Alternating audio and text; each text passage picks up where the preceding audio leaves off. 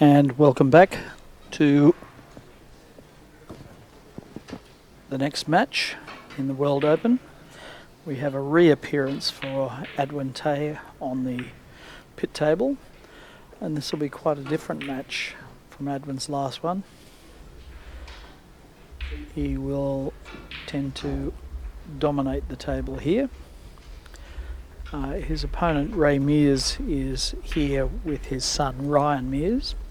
And Ryan's one of the bright up-and-coming stars of billiards, based in the UK. And we have a number of family dynasties in billiards, starting with the Roberts dynasty, father and son, John Roberts Sr. and Jr., both world champions. Of course, the Lindrum dynasty. And most recently, Surav and Manoj Katari from India, who father and son world billiards champions. It would be fair to say, however, that Ray and Ryan Mears do not form a dynasty. Ray, the son, has well and truly surpassed the father. In fact, I was talking to Ray, and he was saying that he hasn't beaten his son since 2003. So Ryan describes himself as self-taught. So he's coaching his father. And Ray is an aspirational player rather than one of the established stars. So let's see if Adwin can recover this white ball. He'll play a series of in off the red and try and run it up and down the line of the table, centre line of the table. Left that one a bit short, so I'll have to go to a corner pocket now, bring it around off 2 or ideally 3 cushions for another middle pocket loser.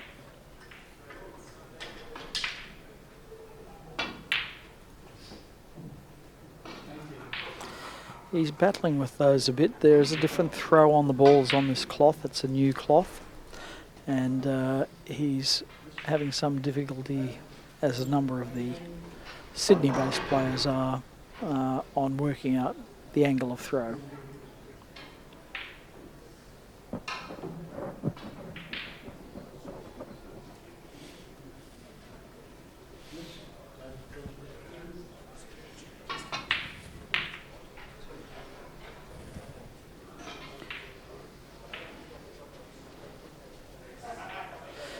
Bit of an age gap here, of course. Adwin is 25 and Ray is in his late 60s.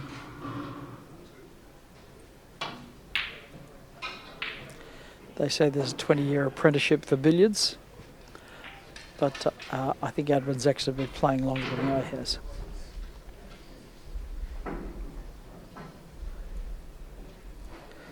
Left very little here.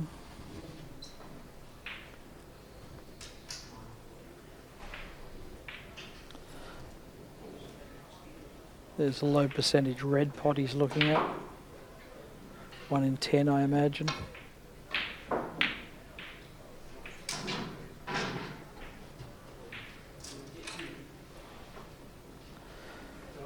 And left very little.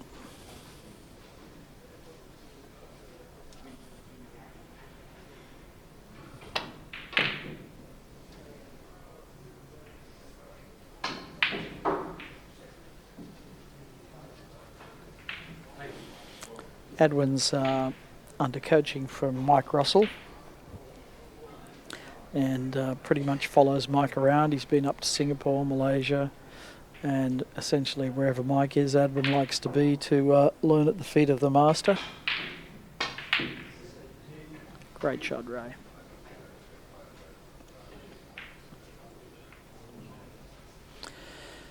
This isn't bad position. Ray's got both balls in front of him with the ball in hand. It's one of the huge advantages of billiards that if you go in off, you can place your ball anywhere you want. So if you can recognise these angles, it's a big plus.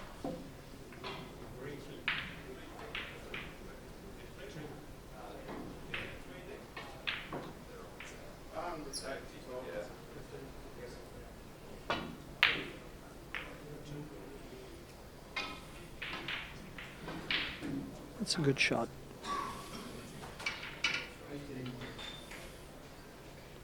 Both balls in scoring position. So Adwin's rolled through there to the cross loser line, which is a line that runs from corner pocket to corner pocket. So sitting on that line, he'll just play in off the red to the other corner pocket, push red over the middle pocket.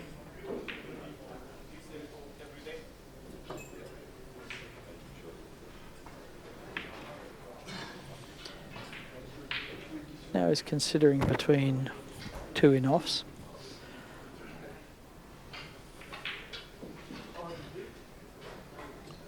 He's trying to play the back ball to bring it around to the middle pocket.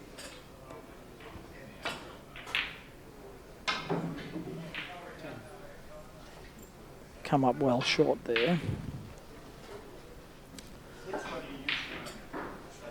Now he's calculating an angle for a drop cannon. So in off red.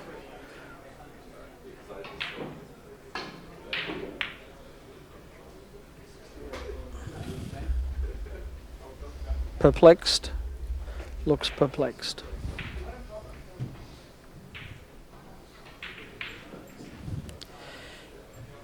This high definition camera shows off this beautiful Alcock's table.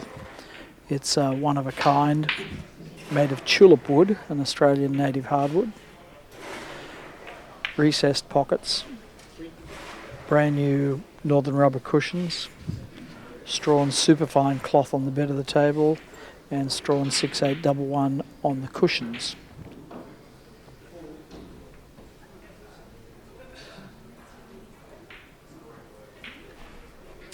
And the white Alcock's badge at the top.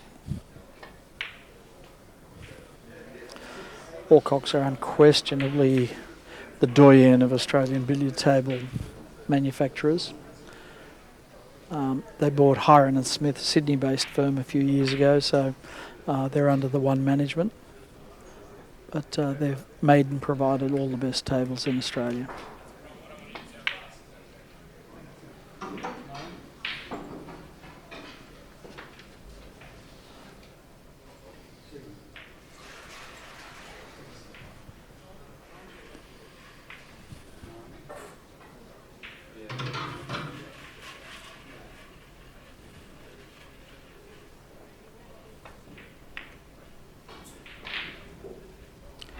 Very fine, but not fine enough. So an easy opener for Adwin here. He'll consider pushing white behind the billiard spot. Hasn't done that. He's put it into drop cannon position instead. So now he pushes red towards the billiard spot, the place where the red is normally respotted, and he'll be left with a drop cannon. And then he'll have the balls at the top. Like so.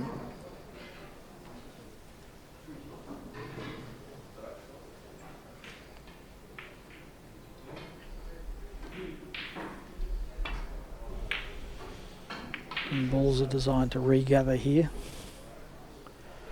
Got a little lucky there, avoiding a double kiss. So now he's in very tight position here.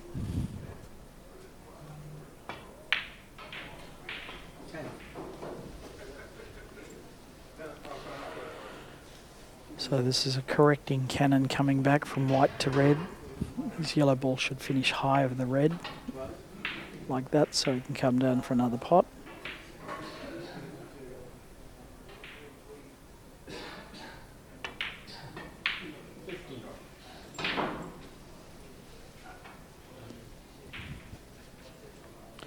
Playing for a cannon. In the ideal world, he'd like the outside of the white. I don't think he can get there.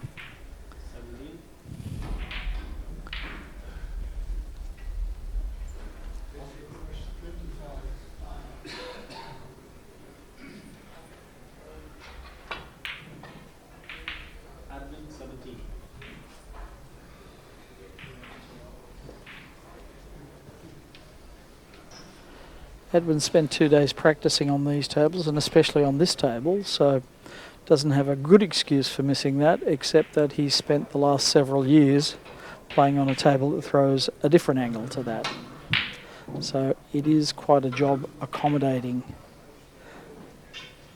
the different cloths and throws, it can totally confuse the players who are not used to it.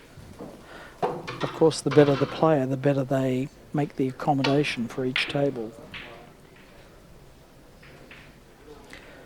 And most of our touring professionals, of the likes of Peter Gilchrist and Mike Russell and most of the Indian players, are masters at accommodating the change in conditions and the change of throws.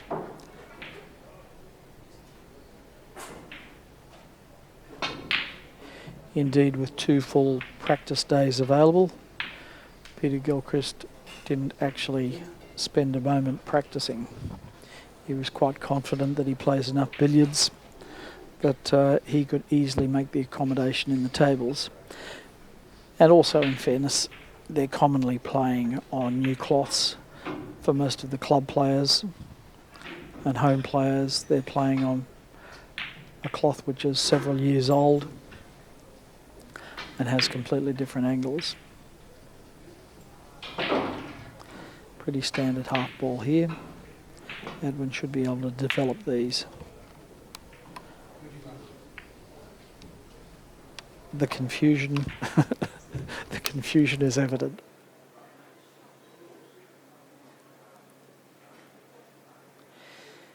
Adwin is also an accomplished musician. Paid his way through college and time in Malaysia on the drums, but he can play a lot of different musical instruments, and in fact his mother is a music teacher and so is his sister. So the whole family has a lot of talent. And it won't surprise you to know that Adwin enjoys solo billiards practice, something which he's acquired with that musical background.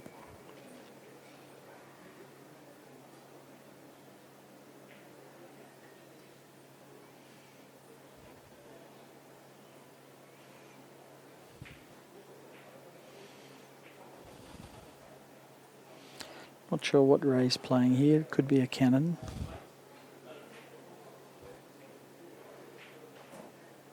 He's closer to the double. I think he's lined them up and left very little. Or very little that's easy anyway. Big run through from Adwin here.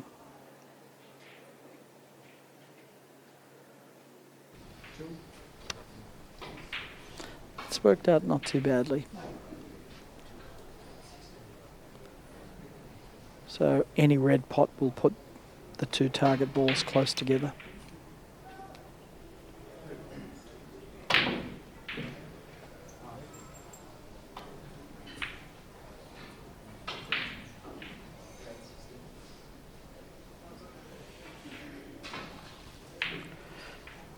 Cannon off the cushion here.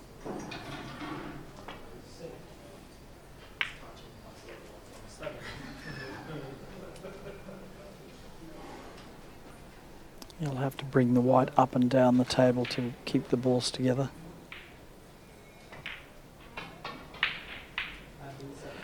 Decided against that. A bit more desperate for a score than worrying about position.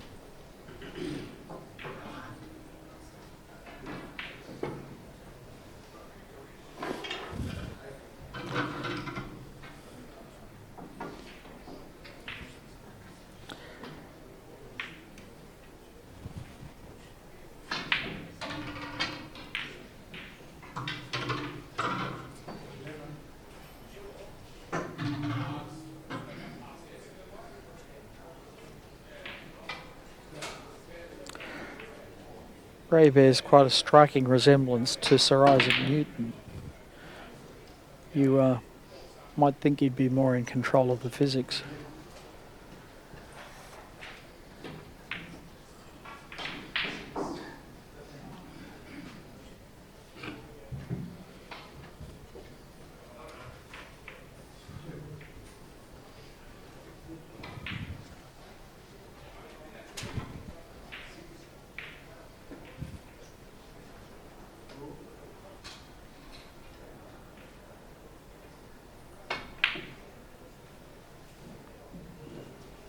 Great shot.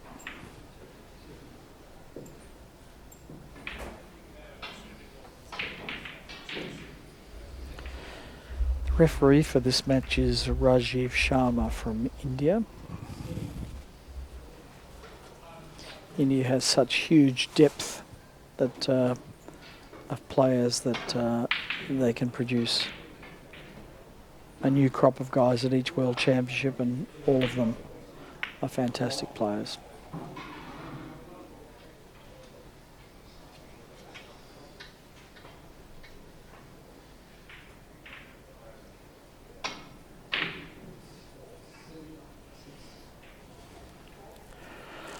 None of this is obvious from here.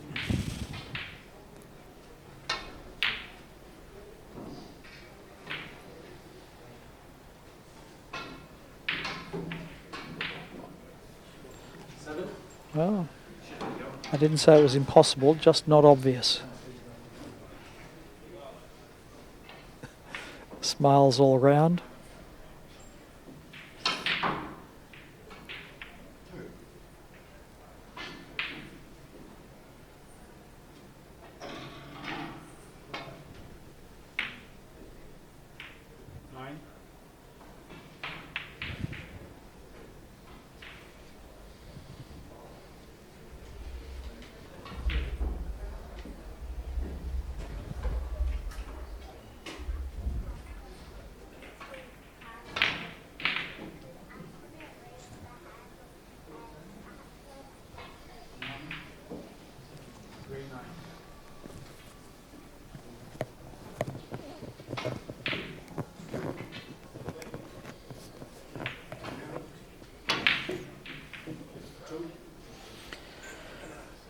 That one will make Adwin feel a bit better. It was a wide forcing in off where he had to estimate the amount of power to put into the shot, and it seemed to work. That'll give him a little bit more confidence. He's been a little bit shaky by his standards on these in-offs.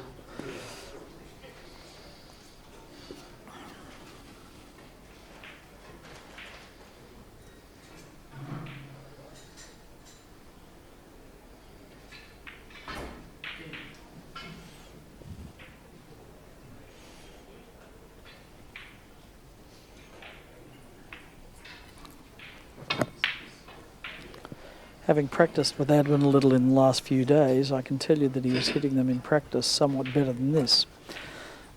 But it's interesting how when the pressure's on and the competition bell rings, that you revert to what you know rather than what you've learnt in the last few days. So he just doesn't have these angles down pat in the competition game as well as he did in practice.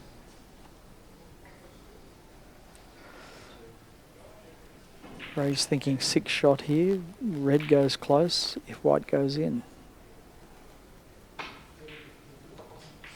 Trouble is, if white goes in, he can't shoot backwards at the red.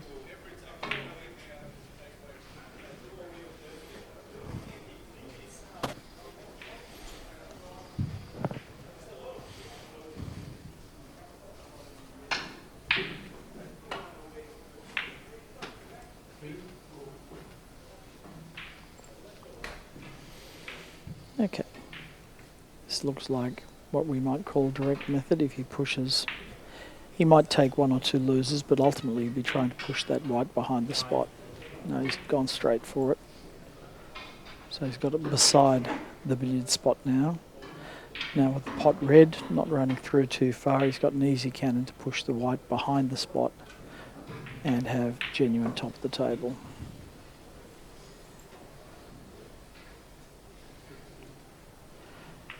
That's about perfect.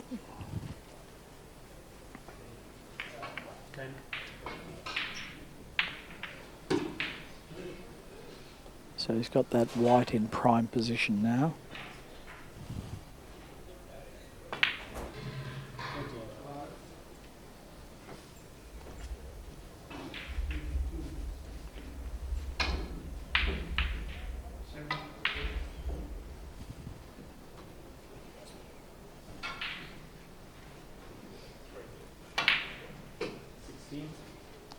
So running around off 2 cushions to get high of the straight pot line so that he can drop down and make a cannon, and at the same time push red towards the pocket.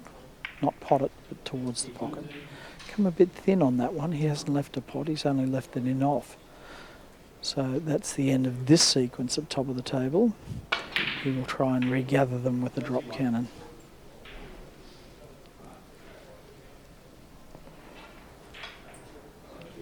In the middle of the table, so he can choose to go in off one or either pocket and work out the right angle to leave the cannon coming back. 24. Needs it to stop now. That's pretty good. More work to do before he's got it tight at top, but that's a good starting place.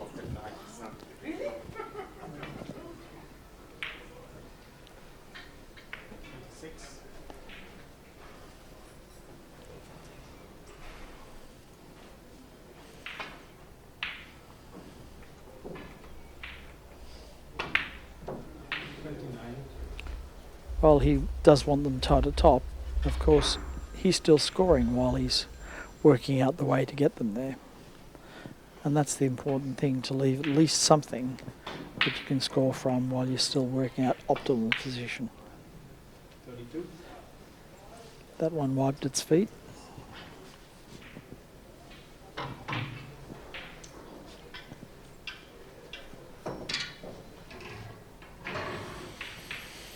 Will lose position here unless he can play a delicate one.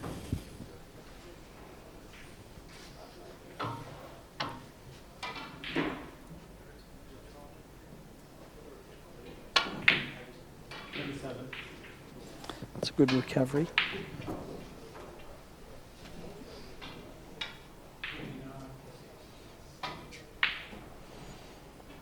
Choices here. Bob Marshall, the great Australian amateur, would say always play the back ball. I think Adwin's looking at the red.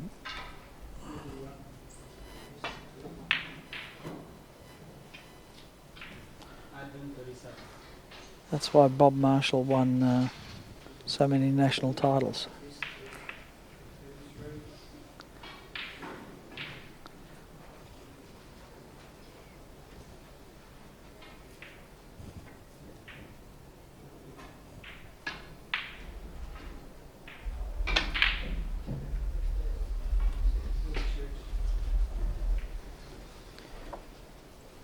These pockets are very tight compared to the loose buckets we usually play with in Sydney. But in fact they conform to the 1980-81 IBSF templates. So not as tight as the pro snooker tables.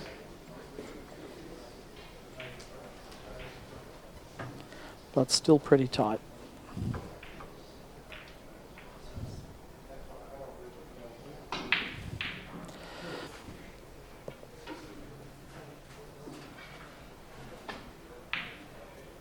Nothing easy here. That red's right out in the open. If it's close to a cushion, it's usually a little easier because you can get it coming or going, but when it's out in the open like that, you've really only got one pathway to success.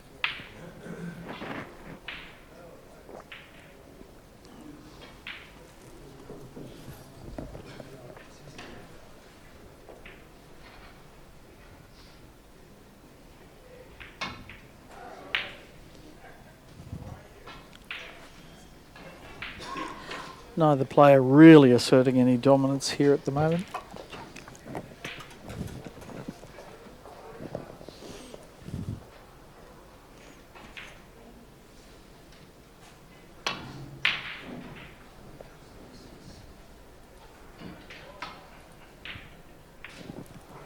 Have you guys had lunch? Have you had lunch?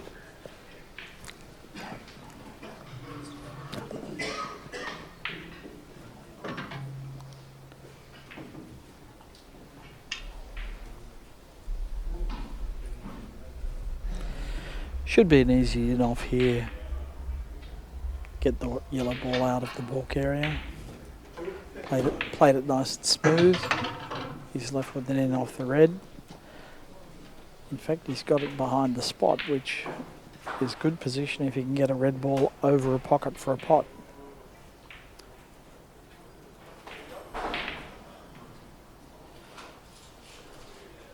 He spotted it so wide, he may even be considering that now.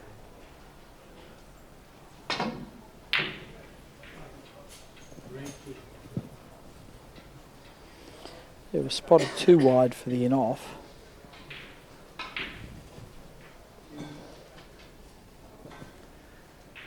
Is the electronic scoring working?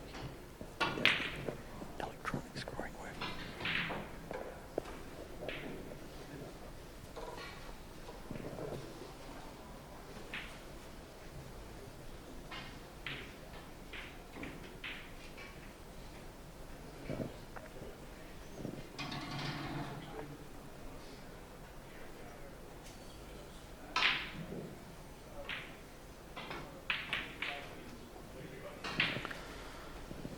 Little less than 15 minutes left at this stage, so if Ray wants to get into the match, he's going to have to do something from about now. 3.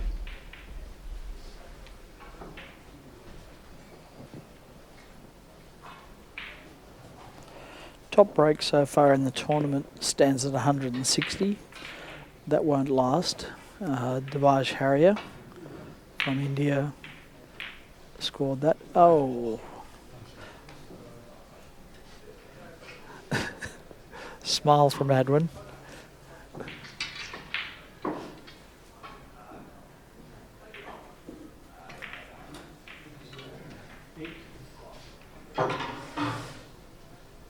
So, yes, Dwaj Harrier arrived just this morning from India. There was some kind of visa hold-up.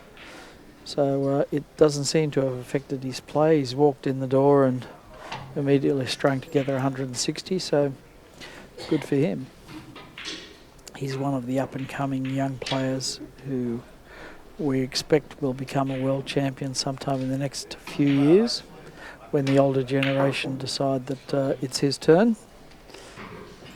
But India has two very, very fine younger players. In fact, they have a lot more than that, but the two that are competing here are Dwaj Harrier and Sri Krishna Suryanarayanan.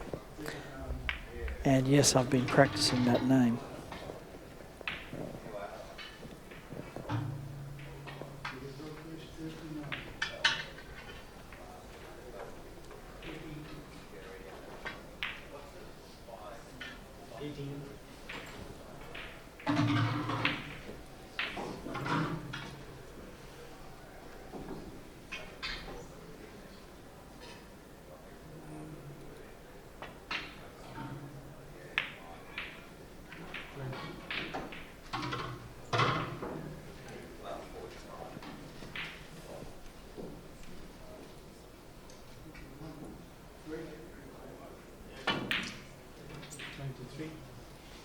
Screwing off, played with check side so that it bites into the far jaw.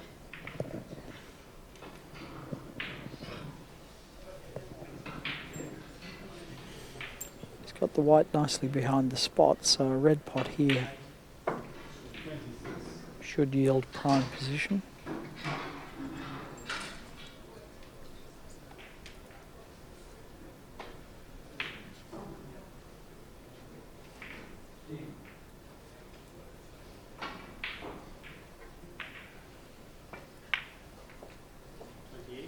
Lots of choices here for Adwin.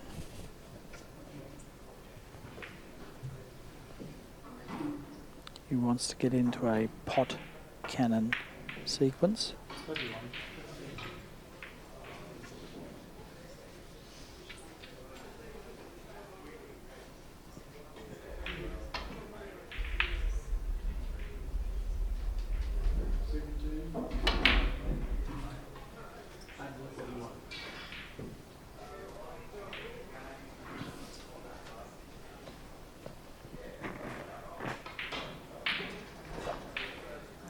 scratches the head, crosses the arms,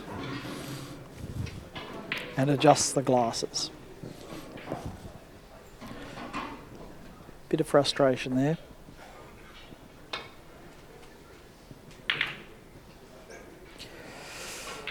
That might make him feel a little better. Both target balls over the bag.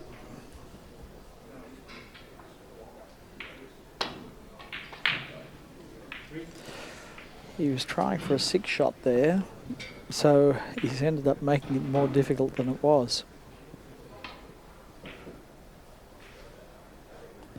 Screwing off into the middle.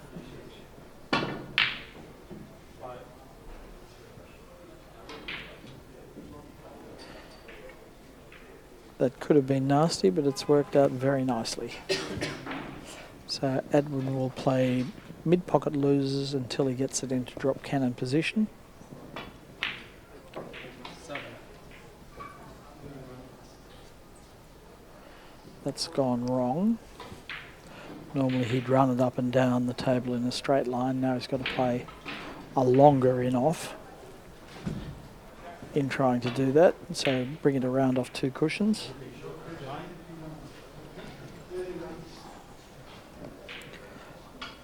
Might play the cannon from here. He's spotting it for that. So left-hand side, check side on this. Has to get the weight right. Not ideal, but not terrible either.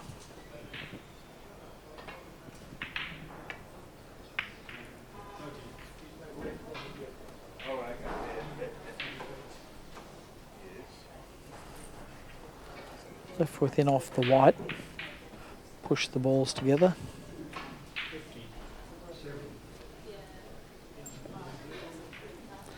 Got to avoid a double kiss here on the white as it bounces off the cushion. But it's far enough off that it should not present a problem.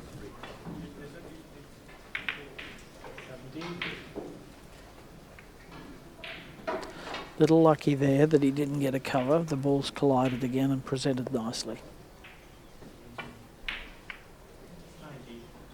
That's a good shot. White to the middle of the table. Leave a straight-ish red pot. Don't actually want dead straight because then you can only go straight forwards and straight backwards. But any kind of an angle is useful. So here he's sitting the cross loser line. You might have seen this one already. Plays off the red into the other corner pocket and leaves the red over the middle pocket. Leaps off the table, knows he hit it too thin at the moment it left the cue.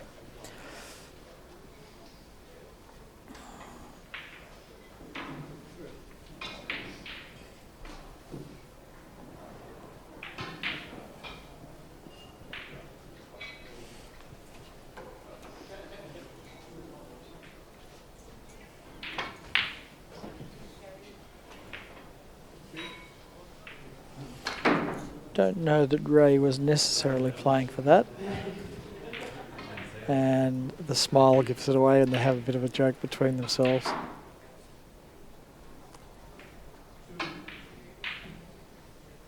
One of the beautiful things about billiards is that these guys turn up in the full knowledge, as many of us do, that we are not going to be in contention for the prizes, but the camaraderie and the elegance of the balls moving around is what sucks people in. Not everybody has to be a winner. And so it's interesting watching this match later on in the week. We'll be seeing some matches from dead set superstars who make the game look so easy that it's ridiculous. So it's kind of interesting to watch. I mean, these are fine players. They're at the World Championship, but they're more middle-ranked players. And it's interesting to see with these guys. They show you just how hard this game is for the average player. They're both very fine players, but they're showing you that all of these shots and positions are very, very difficult. Later on, when we see Mike Russell, David Corsia, Peter Gilchrist, our world champions, Sourav Qatari, Devaj Haria, Robbie Foldvari. They make the game look a bit too easy. And the great Clive Everton, doyen of both billiards and snooker, says that art conceals art, and he means that the better the player is, the easier they make the game look, and that there's artistry in the finest of movements, but it looks so easy. 6. An interesting choice there, because he doesn't have an awful lot to follow it. Had he just sat the cross loser line, it was perhaps a better positional shot, but so he'll play red, cushion, cushion, yellow.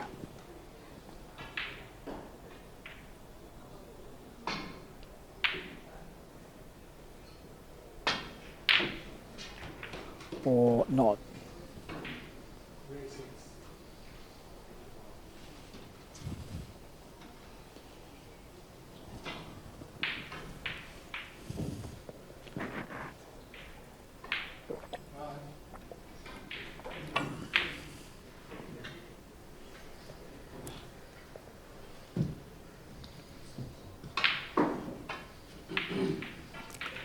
This one's a bit of a trap. It's not as easy as it looks. The pot is actually easier than the in-off here. It's a bit thin for an in-off.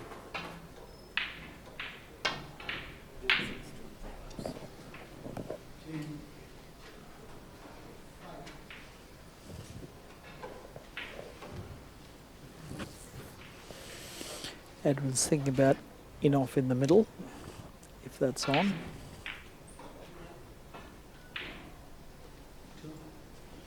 Just managed to keep that wide out of the balk area.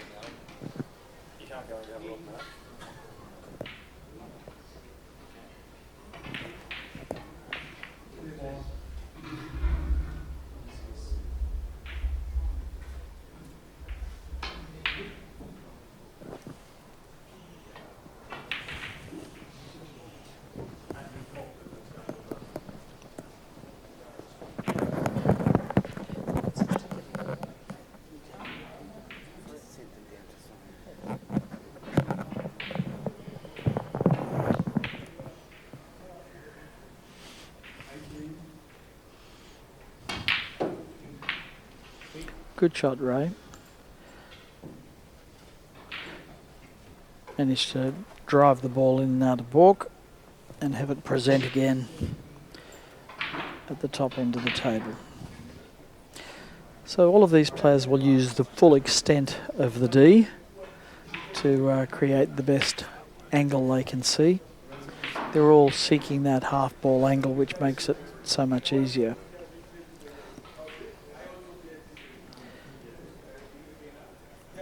Quite a few half chances here.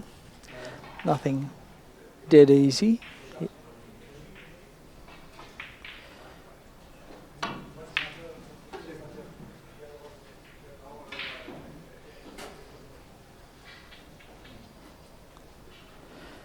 And he's left similar to his opponent. Ray's thinking about digging down, getting backspin on the ball and spinning it back into the middle pocket. Plenty of body English again, and a result. I think it was that last twist of the hip that got that ball into the pocket.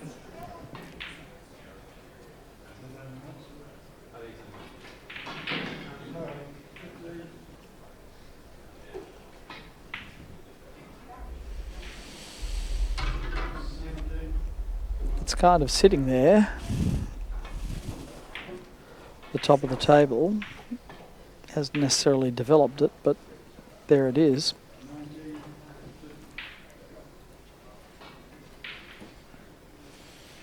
Ideally here you'd pot the red with stun to stun up a little higher if the line come back down and make the cannon. But Ray's going to try and roll it through. That's going to put him further away from the red.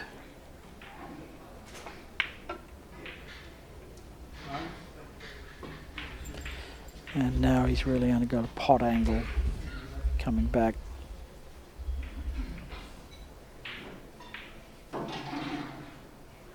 And so that means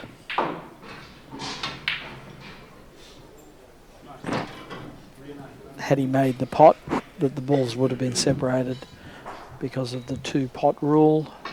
The red ball goes back onto the centre spot after it's been potted twice off the billiard spot. All of these rules on limitations of strokes have been introduced to provide variety in the game, because some of the players have developed a great expertise in one or more of the patterns of the games. Great Australian George Gray used to be able to play in-offs into the middle pocket over and over and over again by bringing the red ball up and down a straight line, and with perfect pace could put it back onto the same spot as he pleased. Other players developed an expertise on the spot stroke, which is the red pot off the spot. So there's a limit of 2 of those. Other players, like the great Walter Lindrum, developed an expertise in cannons. So there was a limitation put on those. So Adwin wins that one comfortably without ever really having hit his best form, and continues to battle a little bit with the table. And Ray, gracious in defeat. Lovely fella. Thanks, we'll talk again.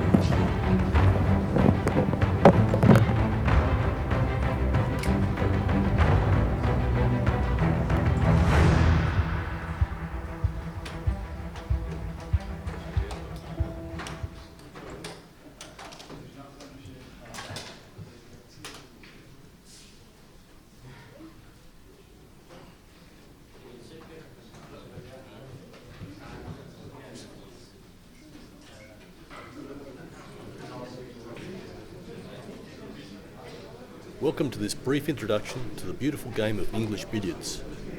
Billiards is a game played on a full-size 12-foot by 6-foot table.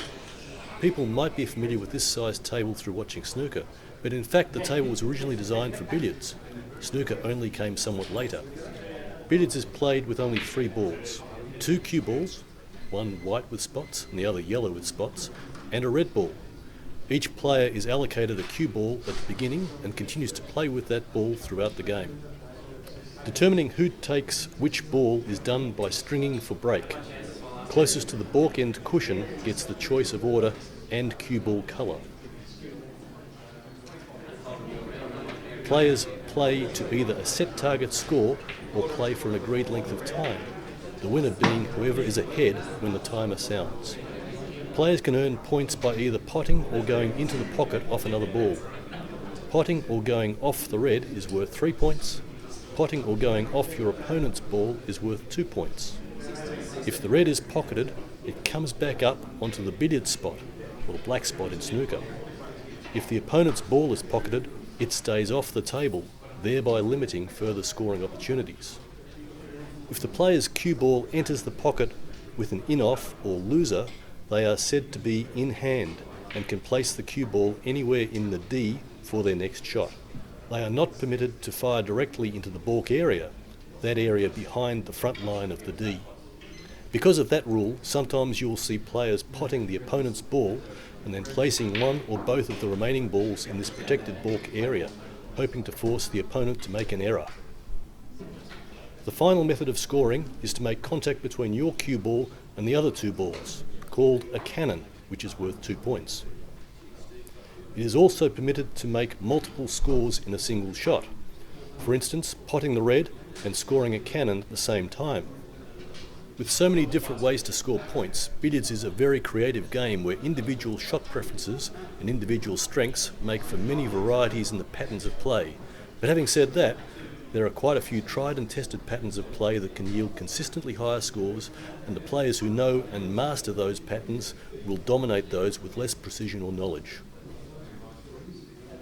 Most players use a knowledge of half-ball angles, the so-called natural path of the cue ball after contact with another ball. Here are some common half-ball positions. Middle pocket loser, cross loser, long loser, short Jenny, long Jenny. The heaviest scoring zone is at the top end of the table. That's because it is where the red is replaced after it is pocketed. At the top of the table, the balls can be kept under close control with the opponent's ball between the billiard spot and the top cushion. The cushion effectively traps the opponent's ball and allows for sequences of cannons and red pots.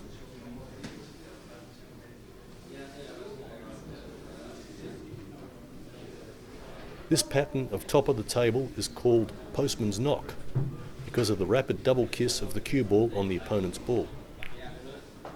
Another pattern of play at top of the table is called floating white. This is where the player uses his cue ball to keep the opponent's ball floating between the red and the top cushion. This requires minute and delicate control of all three balls. It is immensely tricky, and the slightest miscalculation with any of the three balls and position is lost.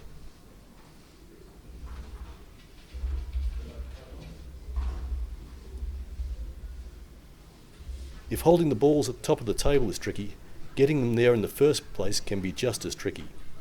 While there are an infinite number of ways of herding all the balls to the top, the two most common are the drop cannon, or indirect method, and the direct method.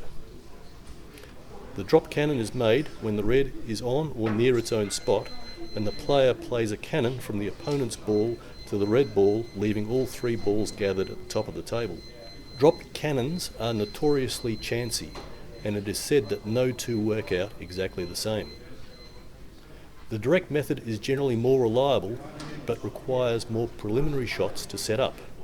It looks like this: a mid-pocket in-off of the opponent's ball to push the ball behind the spot, followed by a red pot to get the red back onto the spot.